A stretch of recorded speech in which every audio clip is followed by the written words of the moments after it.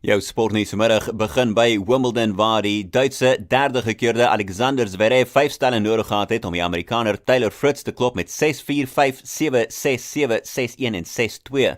Terwyl Suid-Afrika se Kevin Anderson redelik maklik gewen het in die Duitser Philipp Kohlschreiber met 6-3, 7-5 en 7-5. Lewis Hamilton het die pas aangegee voor sy Mercedes spanmaat Valtteri Bottas tydens vandag se eerste oefensessie vir die Britse Formule 1 Grand Prix.